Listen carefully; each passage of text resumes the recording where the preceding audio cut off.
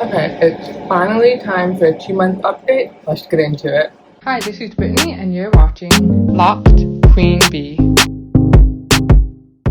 Hi guys, welcome back to my channel. If you are a returning subscriber, thank you so much for coming back. And if you are a new subscriber, welcome. And for those of you who haven't subscribed yet, go ahead and hit that subscribe button. And also click on the bell so that you get notifications whenever I upload a new video. Alrighty, let's get into it. So I'm super happy about doing this video because this is going to be a 2-month update. As you guys know, if you've been watching my previous videos, you know that I have been starting sets and taking them out. And so this set, I have about 343 locks, and I'm so glad that I've kept it in for about 2 months. So normally when you hear the amount of time 2 months, you know that I may have had at least one retightening. I've actually had 2 retightening since I installed this set, and that is because I've been using the Crown Elixir, which means that I have accelerated hair growth and I would need to retighten my hair more frequently. So I've had 2 retightenings, and right now I am probably about 2 weeks post-retie, if not 3 weeks. And I don't have a lot of growth because I've stopped using the Crown Elixir, which I'm so happy about.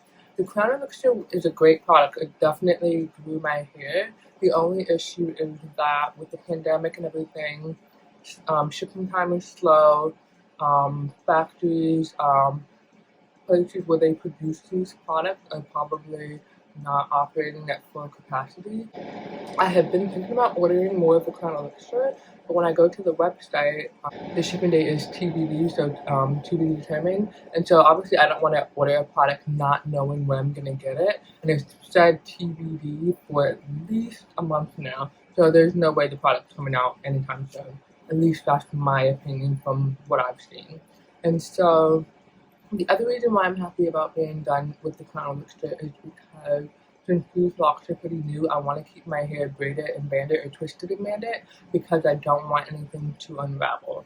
I did at the beginning of my journey with this set make a mistake of, and it wasn't a mistake, I did it deliberately. So I washed my hair without braiding and banding, twisting and banding, and the ends of my hair unraveled, and so I had a lot of coils, which I know a lot of people like the coils and think they're cute and all that, but that was not what I wanted, and so I actually went back and braided all of my ends up. And with the Crown Elixir, I want my hair to be twisted and banded so that my ends don't unravel and I don't have unnecessary slippage. And the thing with that is that I sprayed the Crown Elixir on twice a day, and I didn't really want to be spending 30 minutes twice a day.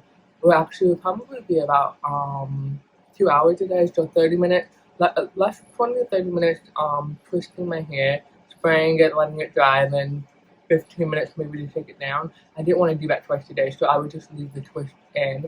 And so that was not fun because I did big chunky twists. It wasn't like mini 2-strand twists or whatever, so I didn't feel cute with my hair like that. And the whole point of me having locks was so that I could do more with my hair in little time, meaning if I want to wear my hair down, all I literally have to do is just let my hair down. When I was a loose natural, it was more complicated to wear my hair down because I had to prep my hair. I either had to twist it, if I was doing a wash and go, I had to wet my hair, apply product, let it dry a certain way, and then I could go. With sister locks, with micro locks, you don't have any of that. So I literally just woke up like 20 minutes ago, and this is how my hair looks. I had a scarf tied around my hair, and I it fell off in the middle of the night, so I applied it at some point, and then it was on when I woke up. And so all I do is just take that out. When I wear a scarf, my hair is flat, and all I do is just fluff it up. So this is how my hair looks right now. I just woke up. I didn't have to do anything to my hair. So it took all of 5 minutes to do my hair, and I'm ready to go. And so I'm super, super excited about that because everyone else in my household, they have loose natural hair. My sister has hair that's not as thick as mine, but it's still like in the same density category. My mother has maybe like type 3 hair or something like that, type 3 or 4 hair, and her hair is low density. So she doesn't have to spend as much time on her hair as I do. And so both of them, they wear their hair in protective styles. And to me, it's just funny because this is a protective style to my hair. I don't have to do anything else. And so if I were in their position, I would be like, hey, what's the difference between what she's doing and what I'm doing? Like, we both wear protective styles. Like, this is a protective style in and of itself. But when I put the twist in or braids in, that's also a protective style on top of a protective style. All three of us do protective styles. We look the same, but our hair is obviously very different. And so it may take my sister a longer time to put her hair in a protective style just because she's working with weak natural hair. She has to section it, cut it, and all of that, moisturize, all of that. With me, I just need a spray bottle and a few clips, and I can, take care of my hair. And so, with the Crown Elixir, I really just was tired of wearing my hair in two-strand twists, and I really wanted to have my hair how it was meant to be. And so, what I am thinking about doing is I'm probably going to make my own version of the Crown Elixir. I don't think I'm going to use all of the ingredients that she used, but just whatever I have on hand, and then I am going to see how that works out. What I have on hand is oil-based, and the Crown Elixir is water-based, but I don't know how that's going to work out because I'm not going to oil my scalp twice a day. I think that would be a little too much oil. I don't know. Maybe once a day is fine. And then maybe I would look into getting, instead of oils, getting an extract so that I can maybe have like a water-based version of it. But the thing is, if I do a water-based version of it, it's the same issue with the Crown Elixir where I need to twist my hair. So that's why I think oil is probably the best route because literally I can just put the oil on my hand, rub it on my fingertips, and only apply it to my scalp instead of having to spray and not necessarily being able to guarantee that the spray is only landing on my scalp. Now, this next update is not necessarily connected to my 2-month update, but I did get a new tool. It is this tool here. This is the IFDA, something like that, dreadlock management tool. And I was able to find one of these for $10, which I'm really happy about because these used to be on Amazon, but the person who sells them, or the company that sells them, they removed it and they only sell to like retailers now, so you have to know of someone who sells them in order to buy it because you can't go to Amazon anymore. So I was able to find this for $10, and I'm really excited about that because one, I didn't know how I would do using it, and I wasn't comfortable spending like a ton of money on this, not knowing if I would use it or even like it. And so I'll be honest, when I first got this, I tried to figure out a way to color it, to make it white like this is the locs tool, because when I was putting it in my hair, I was doing it in my bathroom. I didn't have my 2 cameras set up or whatever. And so what I had trouble was identifying this from my hair because it's basically the same color. So I definitely get why this tool is white. If I can make it like a different color, like a light purple or something like that to make it stand out, that would be awesome. I've seen from other people online that this tool is a little bit thicker than the sister locs tool, which would kind of be problematic if you have smaller locks because this is a bigger tool to fit through. Some of my locks are bigger, so I think this would work fine. I just really have to kind of like learn how to use it. And I want to correct myself. This is actually called the IFBA dreadlock management tool. It's engraved or whatever on the tool. And this actually came with like a weird clip on the top. I thought this clip was a little bit sturdier and firmer than it was. It was really flimsy, at least the long thin piece that you see coming down here. So I just clipped that off and was ready to go because I knew I wasn't going to use that. I was mainly using it for the hook. And so this is something that I really want to learn how to use because obviously a consultant, they use a tool similar to this is the lock tool, and they retighten our hair in like less than 4 hours. And so I want to be able to do that and retighten my hair in maybe like 2 hours and not have gone to somebody else to do it. It's taking me 2 hours because I can do it that fast. And so I think that having a tool like this makes a big difference because it eliminates all of like when you use like the nappy lock tool, it's more like threading or like knitting kind of or whatever, and you have to really like work to like retighten your hair.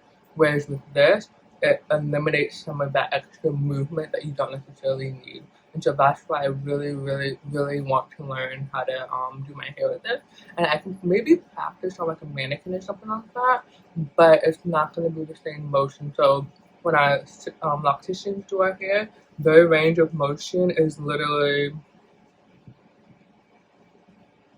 like that. When I retighten my micro locks, my range of motion is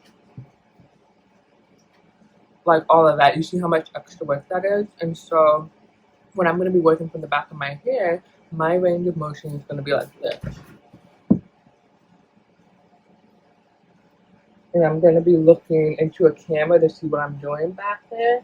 And it's just going to be, you know, so it's a little bit more work than what my consultant would have to do, but it's definitely a lot less work than what I would have to do with the nappy lock tool or any tool similar to the nappy lock tool. And so, super excited about this. I'll let you guys know if I ever finally master this thing, or if I get a mannequin and try it out on a mannequin. The other update, unrelated to this tool, is that I wanted to take down a row of locks on this side because it's a row of 3 locks and the hair is not evenly split between the 3 of them, and so I wanted to redo that row.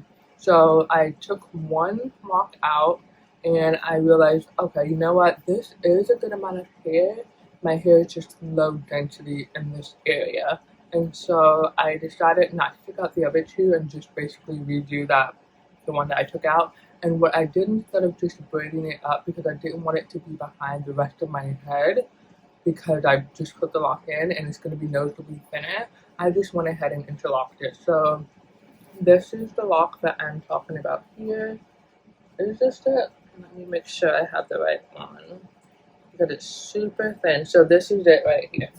So you can see how much thinner it is compared to like the rest of my hair because it's brand new.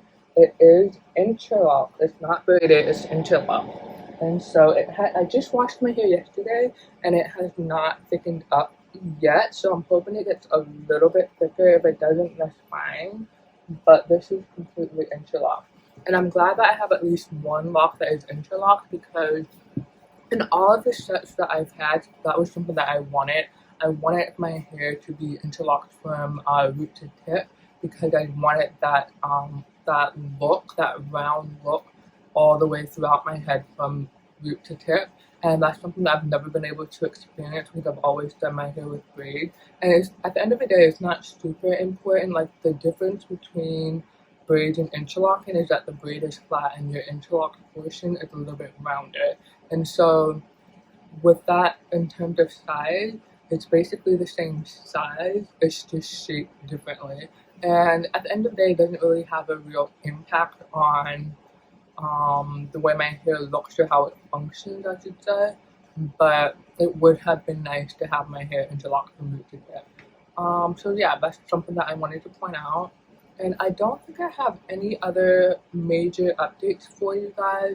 I am planning to retighten my hair soon. Being that I'm coming up on 4 weeks and I don't have a lot of new growth yet, I may wait till 6 weeks and then maybe see how that is and maybe push it out to 8 weeks, because my goal initially was to do 8 weeks, but I have a lot of locks that are smaller. So the biggest portion of my head is the back of my head. Oh my god, sorry. The biggest portion of my head is right here. These 2 quadrants, those are the thickest, and then everything else gradually gets a little bit smaller, and then to my smallest sizes. And so I don't know if my smallest sizes can go 8 weeks, so that's what I want to test out without me using the Crown Elixir. And so that's something I'm going to keep an eye on, and I can't think if there's anything else that I want to tell you guys. Okay, wait. I do have one more update for you guys, and this is about my shampoo. So I've noticed that my scalp has sometimes been a little itchy and irritated. Not necessarily irritated, but it just feels dry. And so that was something that I was super concerned about with all of my sets, because when I would go to get my hair retightened by my consultant, I always had a lot of scalp fall, and that was kind of annoying. And so I did switch to using Head & Shoulders shampoo, they have a version that has almond oil in it, and so I got that bottle, and I dilute it as always, and I think it's been working out pretty well. I I do, like, when I was filming, because of the light, I could see some movement when I was moving my hair, and so that made me think of the shampoo. And so yeah, I think it's been working pretty well.